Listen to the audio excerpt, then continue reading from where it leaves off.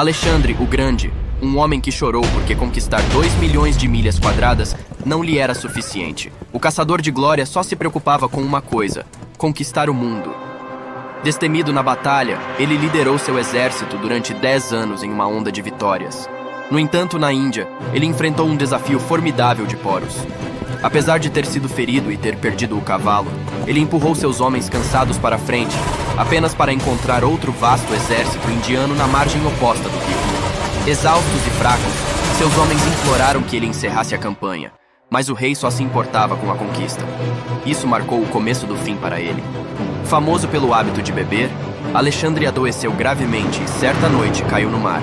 Seus generais oportunistas se reuniram para perguntar sobre o destino de seu vasto império após sua morte. Quando questionado a quem pertenceria, Alexandre respondeu: ao mais forte. Isto desencadeou uma guerra entre os seus generais, que durou quase 50 anos, durante a qual o Império Macedônio desmoronou antes de existir verdadeiramente. Em primeiro lugar, nunca se tratou da Macedônia. Sempre foi sobre o próprio Alexandre. Júlio César, o fanboy de Alexandre, chorou ao ler sobre as façanhas de Alexandre. Ele lamentou que, na sua idade, Alexandre tivesse conquistado Dário, enquanto ele, César, não tivesse conseguido nada comparável. César, que já foi um idealista, tornou-se obcecado consigo mesmo e narcisista. Chegando ao 44 a.C., um grupo de 60 senadores assassinou César na reunião do Senado, esfaqueando-o 23 vezes. O último rosto que César viu foi o de seu filho adotivo e aliado de confiança, Marcus Brutus, entre os agressores. Isto leva-nos à era medieval, ofuscando os cruzados, com Gengis Khan emergindo como a besta do Oriente. Ele conquistou 2 vezes as terras de Alexandre e pretendia colocar o mundo inteiro sob sua espada. Ao contrário de Alexandre ou César, ele não se via como um deus ou messias. Ele era um tirano que se vangloriava abertamente. A maior felicidade é dispersar seu inimigo e expulsá-lo diante de você, ver suas cidades reduzidas a cinzas, ver aqueles que o amam envoltos em lágrimas e reunir em seu seio suas esposas e filhas.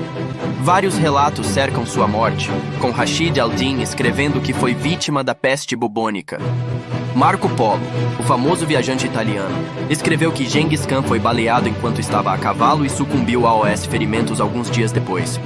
Outro relato sugere uma castração fatal por parte de uma princesa do Império Xiita Ocidental, a quem ele manteve à força como concubina. O segredo em torno da morte de Khan foi crucial numa altura em que os mongóis estavam numa fase vital da sua conquista de 20 anos do Império Xiita Ocidental. Khan instruiu sua família e seguidores a manterem sua morte escondida, pois a conquista em andamento era mais importante do que seu grande funeral. Até mesmo seu cadáver trouxe a morte a seguidores de Khan, pois eles massacraram todos ao longo do percurso de seu cortejo fúnebre para manter o segredo. Avançando 5 séculos, talvez o maior conquistador de todos os tempos tenha sido Napoleão Bonaparte. A transição das espadas e lanças para a artilharia ocorreu, e Napoleão provou ser um gênio indiscutível na arte da guerra. Apesar de se tornar imperador em nome da defesa da República Francesa Revolucionária, as suas ambições ultrapassaram esta causa. A personalidade de Napoleão era possivelmente ainda mais excêntrica do que a de outros grandes conquistadores. César se via como o único messias de seu povo, Alexandre como um deus, Gengis como um senhor tirânico, enquanto Napoleão se via como um artista de guerra. Certa vez ele disse: adoro o poder, mas é como artista que o adoro. O campo de batalha era sua tela, e ele era um artista que planejava meticulosamente suas estratégias. A concentração e a memória de Napoleão eram notáveis. Em 1805, durante uma campanha, um de seus subordinados não conseguiu localizar sua divisão.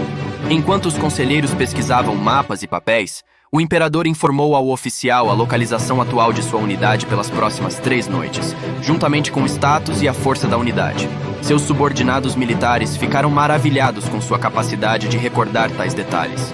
Seguiram-se vitórias arrebatadoras em toda a Europa e no Mediterrâneo, com as suas forças a moverem-se tão rapidamente como o vento. No entanto, as apostas aumentaram, as baixas aumentaram e as batalhas tornaram-se mais sangrentas. Eventualmente, ele foi derrotado na Batalha de Waterloo, capturado pelas forças britânicas. Em vez de enfrentar a morte como mártir, os britânicos o aprisionaram em uma cabana em ruínas. O resto da vida de Napoleão foi marcado pela negação das suas circunstâncias. Ele oferecia jantares onde se esperava que os participantes usassem trajes militares, e as mulheres apareciam em vestidos de noite e joias. Ele queria sentir como se ainda governasse.